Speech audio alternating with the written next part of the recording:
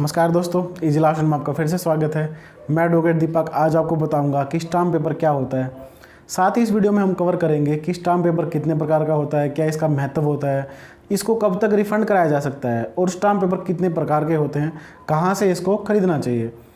तो दोस्तों, stamp paper होता क्या है। स्टाम्प पेपर एक कागज़ होता है जिसका साइज़ A4 होता है और इसके दो हिस्से होते हैं। एक हिस्सा जो नीचे वाला होता है वो खाली होता है और जो ऊपर वाला हिस्सा होता है उसमें जो स्टाम्प होती है वो होती है जो प्रिंटेड होती है, जिसकी वैल्यू 10, 20, 50, 100, 500, 1000 जितनी भी हो सकती है। तो इस प्रकार से स्टाम्प पेपर जो है एक प्रकार की फ़ीस होती है।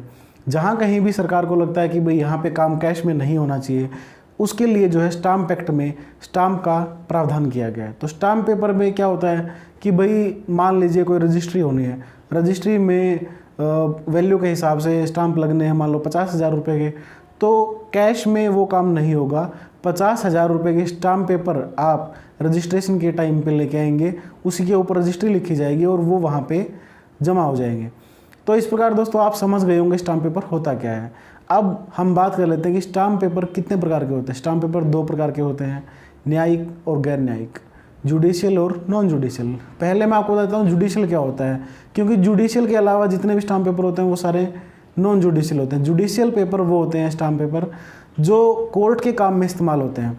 कोर्ट के काम में इस्तेमाल मतलब हम जो भी कोई मुकदमा कोर्ट में डालते हैं उसकी एक फ़ीस निर्धारित होती है। कोई एप्लीकेशन लगती है तो उसकी 10 रुपये जैसे फ़ीस होती है, उसी प्रकार अलग अलग दावे की अलग अलग कोर्ट फीस होती है।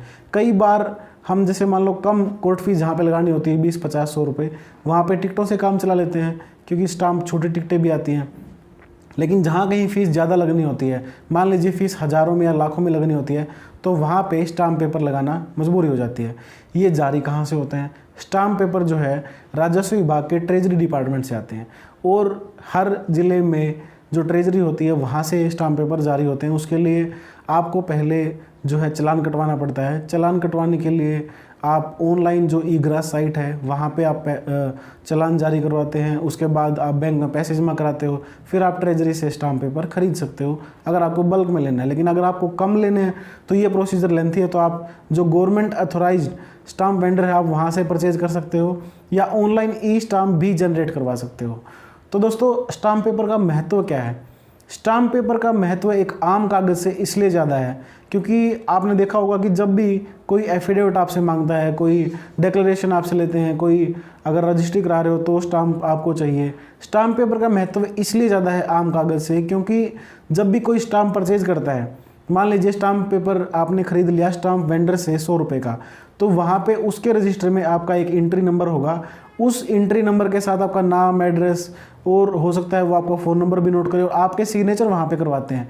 तो जब भी कोई अनरजिस्टर्ड डॉक्यूमेंट, मान लीजिए कोई ऐसा दस्तावेज जिसको तहसील में रजिस्टर नहीं करवा रहे हैं, कोई सिंपल एक बयान हल्फिया लिया जा रहा है, तो और अगर कल को वो इंसान मना कर दे कि भाई मैंने तो ये बयान हल्फिया दिया ही नहीं, तो उसमें क्या होता है कि भाई एक जो प्रिजम्पशन है कि भाई स्टाम्प खरीदते हुए जो रजिस्टर है वहाँ पे इसके साइन होंगे, अगर वो मैच हो जाते हैं तो वो इंसान झूठा हो जाता है। इसी प्रकार कानून में जो रजिस्ट्रेशन एक्ट है उसमें कुछ डॉक्यूमेंट्स की फ़ीस प्रिस्क्राइब्ड है और अगर उन डॉक्यूमेंट्स को उतने रुपए के जो स्टाम्प है उनके ऊपर ना लिखें तो वो कानून में मान्य नहीं होते हैं। और कई बार क्या होता है कि जैसे मान लो आपने सुना भी होगा कि किसी रजिस्ट्री को करवाते हुए अगर स्टाम्प कम भी लग जाए तो भी जो है राजस्व विभाग उस रजिस्ट्री को इम्पाउंड कर देता है। तो अब आप समझ गए होंगे कि स्टाम्प पेपर की कितनी वैल्यू है।